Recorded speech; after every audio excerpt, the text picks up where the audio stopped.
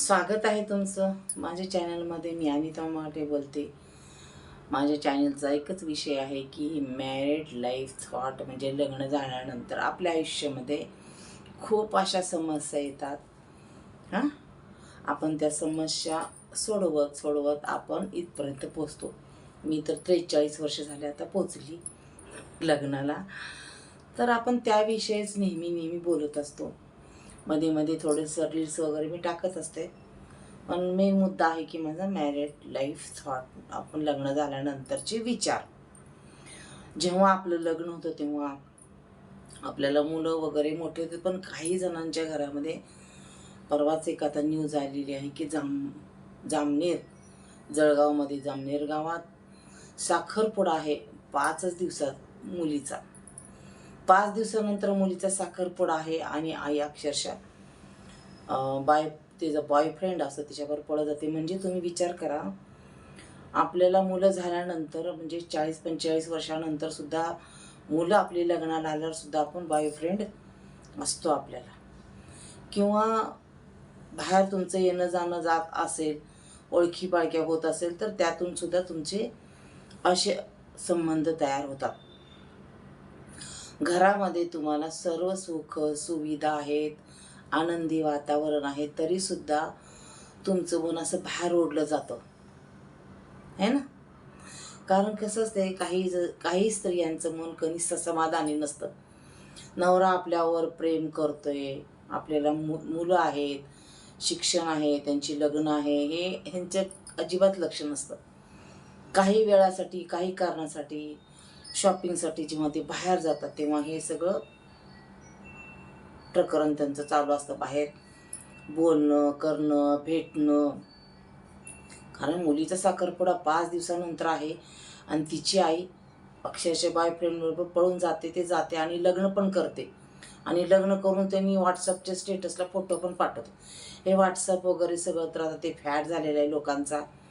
आणि जास्तीत जास्त तर ते दिखावापणा पण जास्त आला आहे. जसं बड्डे आला किंवा लग्न आलं, साखरपुडा आला, अनेक पार्टी असतात, है ना. घरामध्ये छोटे छोटे काही कार्यक्रम असतात, त्याच्यासुद्धा पार्ट्या असतात. सोसायटीमध्ये पार्ट्या असतात, किटी पार्ट्या असतात, अनेक प्रकारच्या पार्ट्या असतात. ह्या पार्टीमधून सुद्धा असं एकमेकांची मनं जुळत असतात. का मनं जुळतात बघा. असतो नवऱ्याला वेळ मिळत नसतो बायकोला प्रेम द्यायला, प्रेम करायला वेळ मिळत नसतो. किंवा तो बिझी असतो की आपल्याला लाईफमध्ये आता एवढंच आपलं वय आहे, 50 नंतर आपल्याला आपली लाईफ जगायची आहे. 50 नंतरच माणूस खरा जगतोय. तोपर्यंत मुलांचं करून करूनच आपण थकून जातो. मग असं करता करता त्याला वाटतं की आपल्याला आता लाईफ आपली सेटल झालेली आहे, 50 नंतर तर आपल्याला आरामच आराम आहे. पण काय होतं, काय कालांतराने बायकोकडं कमी दुर्लक्ष होतं, म्हणजे दुर्लक्षच होतं.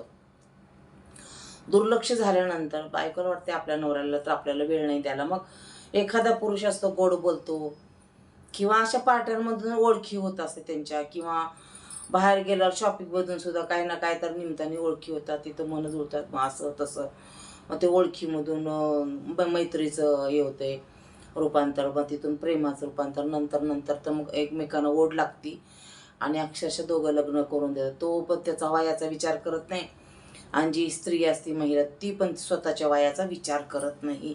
माझं लग्न झालं आहे, मला मुलं आहेत, माझी मुलं लग्नाला आले की आता 4 दिवसावर माझ्या मुलीचा साखरपुडा आहे, असं काही विचार करत नाहीत. त्यांचं अनेक दिवसापासून प्रेम प्रकरण चालू असतं बाहेर, आणि अफेअर चालू असते. घरामध्ये आपला सुंदर नवरा असतो, सुख असते, सुविधा असतो, आनंद असतो. असं पण असतं काहींच्या घरामधून, त्यातून सुद्धा महिला असं करतात. त्या पण पुरुषाला बायको असते, मुलं असते, सगळं असते, त्याची पण बायको काय तर त्याच्याकडे दुर्लक्ष करत असेल, तो पण बाहेर ओढला जातो आणि आपली स्त्रीसुद्धा बाहेर ओढली जाते. पण हे चुकीचं आहे ना. आपलं एकदा लग्न झाल्यानंतर आपला नवरा आपल्याबरोबर प्रेम करतोय आणि आपल्या प्रेमासाठीच तो काहीतरी प्रॉपर्टी जमा करतो, थोडा पैसा लागतो. कारण जीवन आयुष्य पुढचं जगण्यासाठी पैशाची गरज असते. मग पैसा जर तुम्ही आता कमवून ठेवला नाही तर मग काय करणार आहे म्हातारपणी. पैसा तर लागतोच ना. मुलं मोठी झाल्यानंतर प्रत्येक वेळेस मुलांना पैसा मागावा लागतो आपल्याला. हां, मुलं तुमची सेवा करतात, तुम्हाला काय हवं आहे काय नाही पण आपल्याजवळ पण काहीतरी पाहिजे ना. या उद्देशाने नवरा कामाला लागला असो, बायको पण सर्व्हिस करत असते, जॉब करत असते, ती पण कामाला लागली असते, पण बाकीचे जे असतात ना त्याचं हे असं होतं. मग शोध घेतात घेतात घेतात बाहेर सामान, आता साखरपुडा आहे, पूजेचं सामान आहे, मी आणते पूजेचं सामान राहिले म्हणून जाती. 4 वाजता जाती, 6 वाजतात, 8 वाजता फोन कॉल करते, स्विच ऑफ लागतं. चला चार्जिंग संपली असेल काही कारणाने, स्विच ऑफ झाला असेल म्हणतात. 10 वाजतात, मग तरीसुद्धा वाटतं की येईल आता, गर्दी असेल शॉपमध्ये. 12 वाजल्यावर मग काळजी लागते यांना. सर्व पाहुण्यांच्या घरी फोन करतात, ते म्हणजे आमच्या घरी आली नाही. दुसऱ्या दिवशी जाऊन पोलीस स्टेशनला फोटो वगैरे जर दाखवतो नवरा, माझी बायको काल गेलेली 4 वाजता, ते परतलीच नाही म्हणलं. पोलीस शोध घेतात घेतात, 2 दिवस शोध घेण्यामध्ये जातो, सापडत नाही. मग साखरपुड्याला 3 दिवस राहतात. काय पाहुण्यांना सांगावं, आता मंडपवाला येणार असतो, काय मेनू करायचं साखरपुड्याला, हा विषय घरात चाललेला असतो. मुलगी रडत असते सारखं, नवरा पण बारीक तोंड करून बसतो, बाजूने एक दुसरा मुलगा असता, तो पण रडत असतो. मग 2 दिवसानंतर व्हॉट्सअपच्या स्टेटसला तिचा कोण बॉयफ्रेंड असतो, दोघांचा फोटो हार घातलेला येतो आणि आम्ही लग्न केलं म्हणून सांगतात. काय करायचं ह्या अशा वेळेला? घरातल्या माणसांनी काय करायचं सांगा. म्हणजे अशी परिस्थिती आलेली आहे सध्या की स्वतःचा विचार करा ठीक आहे, स्वतःसाठी जगा ठीक आहे, पण असं पण जगू नका ना की घरातल्याच आपल्या लोकांना तुम्ही त्रास देताय. त्यांच्यापासून तुम्हाला कधीही त्रास झालेला नसतो. नेहमी ते तुम्हाला आनंदी ठेवण्याचा प्रयत्न करतात. घरामध्ये तुम्हाला काय हवं आहे काय नाही तुम्हाला ते बघत असतात, तुमच्याकडे लक्ष देतात. तेवढं सुद्धा तुमच्याकडे लक्ष देऊन सुद्धा तुम्हाला वाटतं की माझ्याकडे दुर्लक्ष व्हायला लागले आणि तुम्ही असा करत असतात. म्हणजे कसं झालं, प्रत्येक स्त्रीला घरामध्ये सुख सुसुविधा जरा जरी नाही मिळाली की ती बाहेर ओढली जाते.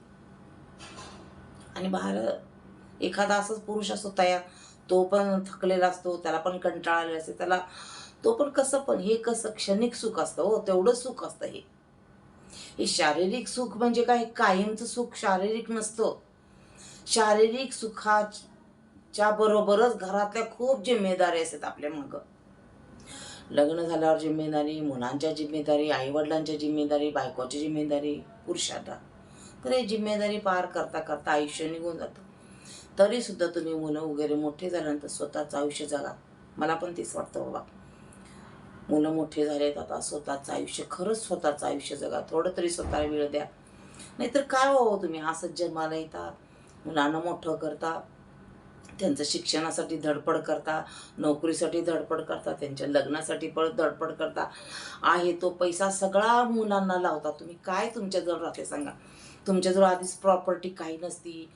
समजा आपल्या सासऱ्याची प्रॉपर्टी, त्यांच्या वडिलांची प्रॉपर्टी असली ठीक, पण त्यांच्या वडिलांचं काही रुपये, 1 रुपया प्रॉपर्टी नसतं. स्वतः आपल्या स्वकष्टाने आपण कमवलेलं ते सुद्धा आपल्या मुलांना लावतो आणि नंतर आपण विचार करत बसतो की माझ्याजवळ काय आहे, मी कसं जगू.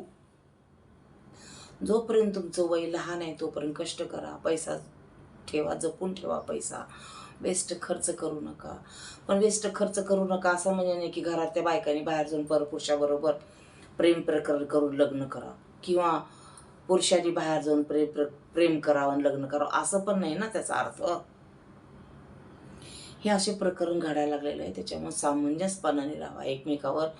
हां, तुम्हाला जर खरीच तुमच्या बायकोचा संशय येत असेल ना, संशय घेऊन सोडून द्या.